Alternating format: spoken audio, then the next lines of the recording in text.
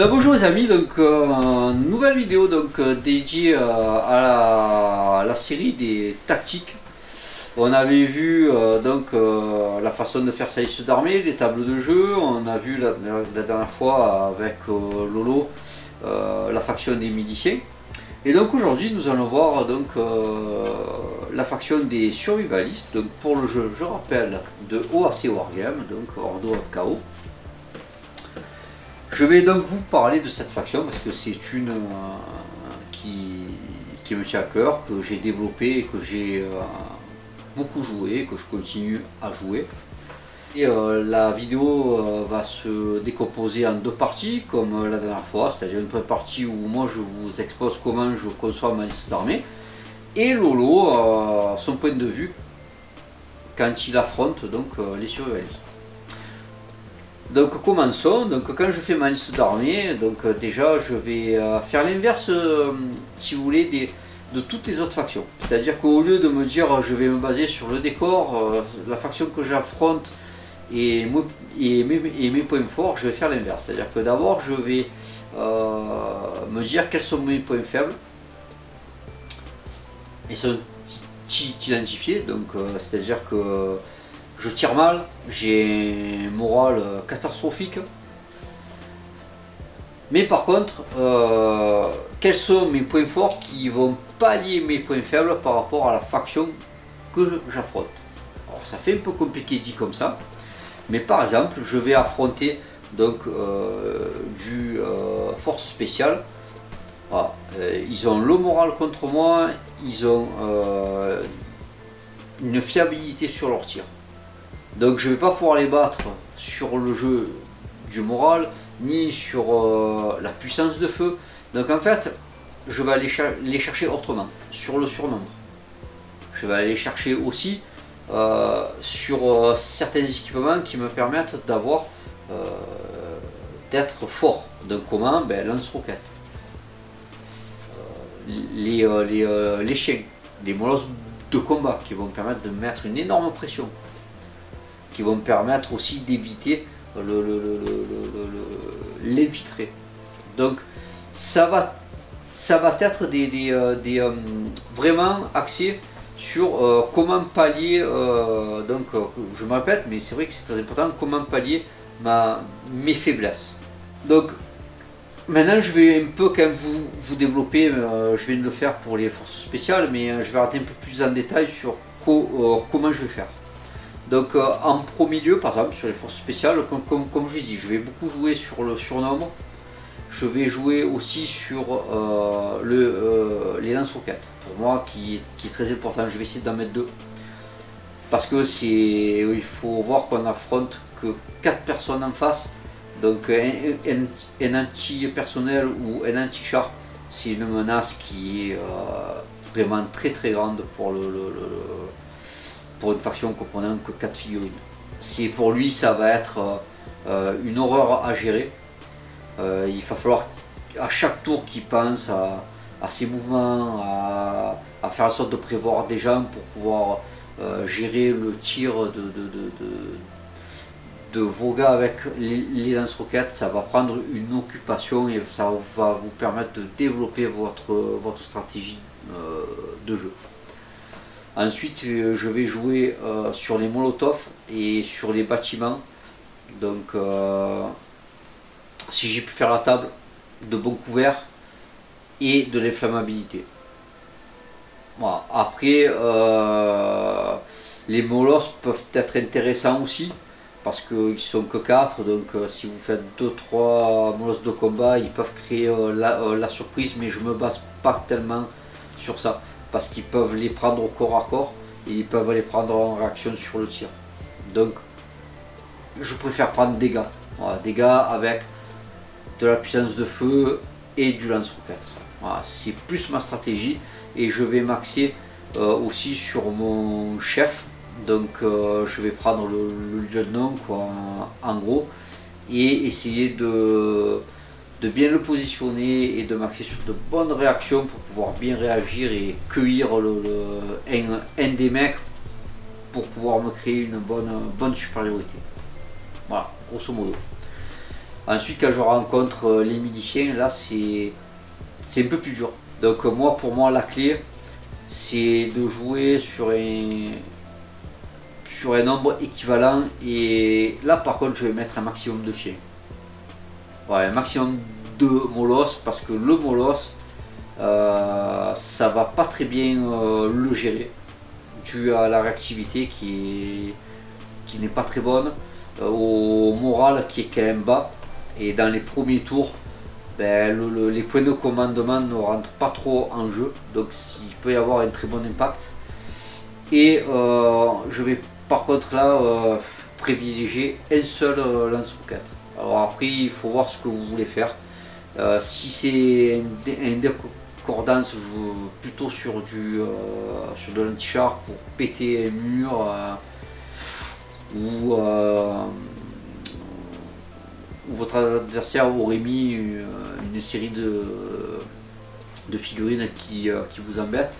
Et si c'est pas trop dense, eh ben, plutôt l'antipersonnel. Et là, je vous garantis qu'avec un antipersonnel en face, ça devient le problème majeur. Parce que c'est très très meurtrier. Si j'ai eu la possibilité de faire la table, donc je vais prévoir des zones d'inflammation. Pas forcément dans son camp, mais plutôt moitié de table, pour pouvoir créer des zones d'obstruction dues justement à l'inflammation, à la fumée que ça peut produire, qui coupe les lignes de vue, c'est une piste. Grosso modo, ça va être mon axe de jeu. De temps en temps, je me suis laissé aller peut-être à partir sur prendre le plus haut gradé, le chef de gang. Ça peut marcher aussi, hein, le chef de gang, là il prend vraiment, vous prenez un net avantage sur n'importe quelle phase de jeu par rapport aux miliciens sur les caractéristiques réaction de tir, donc vous êtes assez meurtrier. Mais vous vous privez quand même de pas mal de nombres en termes de figurines, donc il faut une certaine doigté, une certaine expérience de jeu quand même, mais ça peut être intéressant. Voilà. Ensuite, contre les mercenaires. Alors, les mercenaires, c'est un peu particulier, mais le surnombre est efficace. Les chiens peuvent être, enfin les molosses peuvent être, et en fait tout peut être efficace. Ça va dépendre vraiment du terrain, ça va dépendre un peu de ce qu'a pondu comme liste votre adversaire. Ça, vous pouvez pas le savoir sur le moment où on fait des listes, malheureusement. Mais en gros, les mercenaires sont tellement flexibles qu'en gros, vous prenez un petit pari quoi, quand vous faites votre liste. Je vous conseille de vous baser beaucoup sur la table de jeu, parce que votre adversaire, je pense, c'est ce qu'il va faire. Il va s'axer beaucoup à la table de jeu, au décor, et va beaucoup s'équiper en fonction. Après, savoir s'il va mettre une liste plus basée sur de l'expérience ou sur MX ou sur du novice, ça par contre vous pouvez pas le prévoir. Donc c'est pour ça que vous ne pouvez pas vous baser sur une stratégie basée sur le nombre ou pas. Donc basez-vous surtout sur le décor, voilà, face à du mercenaire, sur comment est la table de jeu, et après vous faites un petit pari. Vous pouvez à ce moment-là parier sur le chef de gang avec vraiment des grosses caractéristiques pour faire une valeur ajoutée, quoi. Voilà, je partirai plus sur ça. Après, ça ne m'est pas tellement arrivé de faire un nombre de parties contre les mercenaires avec mes survivalistes, mais comme piste, je préférerais partir voilà, sur un chef de gang vraiment costaud. Voilà, avoir moins de figurines, mais vraiment une plus-value quand même, voilà, par rapport à ce que j'affronte. Alors, en tant qu'adversaire des survivalistes, finalement, c'est la gestion chronologique d'un certain nombre d'embêtements. En premier temps, généralement, j'ai droit à des molosses. Alors, je m'explique. Lorsqu'il place son équipe sur la table, quand on place nos factions respectives, on se déploie dans notre zone de déploiement qui est relativement proche de notre bord de table. Les molosses de combat, quand les survivalistes les jouent, ils peuvent être déployés jusqu'à la moitié du bord de table. Ce qui veut dire que les molosses, la distance la plus longue que vous pouvez avoir par rapport à votre bord de limite de déploiement, c'est 15 pouces au maximum. Ce qui veut dire en corollaire que le molosse de combat, si vous détectez dès le premier tour, il va pouvoir vous engager au corps à corps dès le deuxième tour. Et ça, c'est problématique. Alors, les forces spéciales sont capables d'avoir le moral d'abord pour éviter de fuir. Parce que l'un des inconvénients de la charge au corps à corps, c'est qu'autant le molosse ne réfléchit pas, il va charger, autant celui qui accueille la charge, lui, il va peut-être se poser des questions et avoir tendance à partir en courant dans la direction opposée. Les forces spéciales ont le moral pour tenir à peu près. Le problème, c'est qu'on n'est que 4 en force spéciale, donc il ne s'agit pas de prendre trop de risques et de risquer de perdre. C'est quand même embêtant. Et les autres, comme ils ont des morales pas très développés, ils ont de bonnes chances de prendre la fuite.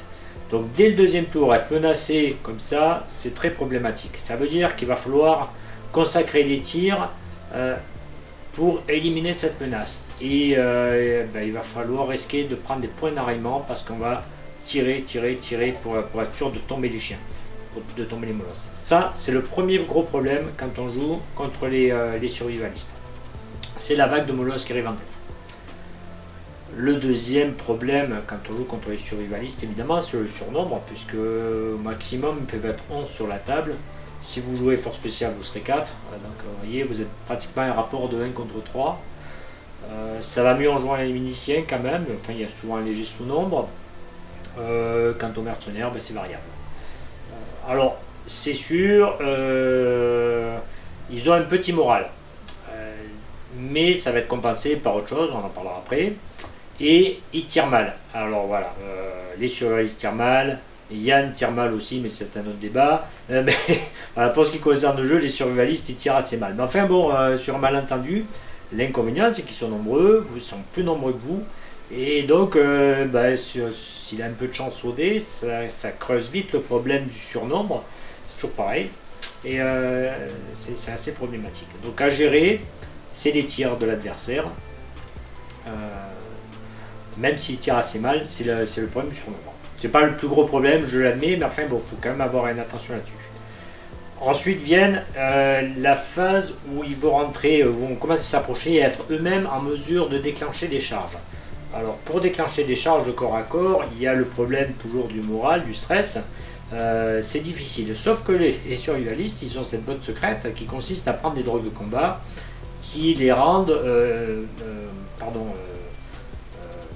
immunisés aux problèmes de morale. C'est-à-dire qu'ils réussissent automatiquement tous les jets de morale. Donc eux vont pouvoir charger sans avoir à faire de jet de morale. Et moi par contre, je vais devoir faire des jets de morale à un moment de la partie relativement avancé où les points de stress vont me coller des malus. Et j'ai de très grandes chances de décamper, de prendre la fuite. Parce que je ne vais pas accepter de supporter la charge, je vais partir en courant. Dans l'hypothèse où j'arrive à tenir bon au niveau moral, s'il a pris ses drogues de combat, il va avoir des bonus sur le corps à corps. Et souvent, il va être équipé pour faire du corps à corps. Et moi, voilà, même si j'ai réussi mes jets de morale, je vais avoir le dessous au corps à corps parce que je ne suis pas assez bon pour ça. Donc ça, c'est le gros problème des forces spéciales. Donc voilà, pour en résumé, d'abord la charge des molosses. Et dans un deuxième temps, il faut faire gaffe aux tirs bien sûr, mais attention, il va falloir gérer l'arrivée des premiers éléments qui vont venir pour me charger au corps à corps. Quatrième problème posé par les survivalistes, c'est une faction qui est largement équipée en matière de molotov. Enfin, il peut s'équiper assez facilement en matière de molotov qui vont permettre d'incendier les bâtiments. Et ça, c'est dangereux. Un bâtiment, ça assure une bonne protection, mais quand ça commence à prendre feu, c'est un peu embêtant. Donc, inutile de dire que s'il a fait la table, il a certainement mis des bâtiments facilement inflammables. Et du coup, ce bâtiment qui m'abrite va devenir assez problématique. Voilà. Maintenant, bon, c'est pas par hasard que je parlais de chronologie, c'est que si on s'y prend bien, on traite les problèmes les uns après les autres. Voilà. Les chiens, on peut se débrouiller pour les canaliser. Par exemple, le chien va se précipiter, le molosse va se précipiter en priorité sur les autres chiens. Donc si je joue les miliciens, j'ai oublié d'en parler la dernière fois, mais c'est un des cas où peut-être je vais prendre un maître chien de manière à pas attirer les molossoïdes sur une même trajectoire et les couper avec un tir de saturation sur une zone, les obliger à traverser une zone de saturation entière de manière à les faire tomber comme ça. Les tirs, on en a parlé déjà aussi avant, hein, j'ai souvent une meilleure puissance de feu, une meilleure précision, donc de ce côté là ça va. Et puis il va falloir gérer l'approche des éléments qui viennent au corps à corps. Alors les survivalistes ont un mauvais moral, ils ont 4 en moral, c'est pas bon, mais dans la partie ils vont prendre des drogues de combat qui vont les immuniser contre ça. Malheureusement pour lui, les drogues de combat, si elles sont prises trop tôt, elles vont développer des effets négatifs qui vont conduire à la perte de la figurine. Donc il faut faire en sorte qu'il prenne sa drogue de combat le plus tôt possible dans la partie, de manière à ce qu'il bénéficie de ses effets négatifs. Enfin, que je bénéficie de ses effets négatifs. Pour ça, je vais essayer de développer des stratégies qui vont faire monter ses points de stress, donc des petits tirs, pour l'obliger à faire des jets de morale qu'il va rater, qui vont lui générer des points de stress. Utiliser, lorsque je joue des municiens, des grenades lacrymogènes qui vont augmenter son stress. Et tout ce qui va permettre, si vous voulez, tout ce qui va permettre de faire monter ses points de stress. Si la partie est bien menée, si c'est bien joué, si j'ai un minimum de chance, ça devrait bien se passer parce que voilà, d'abord on va supprimer les chiens, ensuite on va gérer les tirs et générer des points de stress, et il va prendre ses drogues de combat trop tôt, et quand il va arriver en phase de corps à corps, il va péter les plombs, sa figurine ne va pas être en mesure de charger ou va faire n'importe quoi. Et voilà, ça c'est quand ça se passe bien, c'est-à-dire une fois sur 30 environ. Voilà. Sinon, c'est des problématiques rencontrées quand on joue contre les survivalistes. Les molosses, les drogues de combat, les charges au corps à corps et le sumo. Voilà, donc j'espère que cette vidéo vous aura plu. J'espère que nos conseils à Laurent et moi vous auront éclairé. N'oubliez pas le petit pouce bleu si vous avez aimé. Je vous rappelle que vous pouvez nous suivre sur la chaîne YouTube, sur notre Facebook, mais aussi sur notre site internet. Vous trouverez tous les liens dans la description de la vidéo. C'est toujours pareil, lorsqu'on aura mis en place le financement participatif, on doit être un peu gauche. C'est avec joie qu'on acceptera vos dons. Et en cette période de confinement, on ne peut pas se déplacer pour faire des présentations, des journées découvertes. Donc n'hésitez pas à liker nos vidéos, à venir visiter nos différents sites.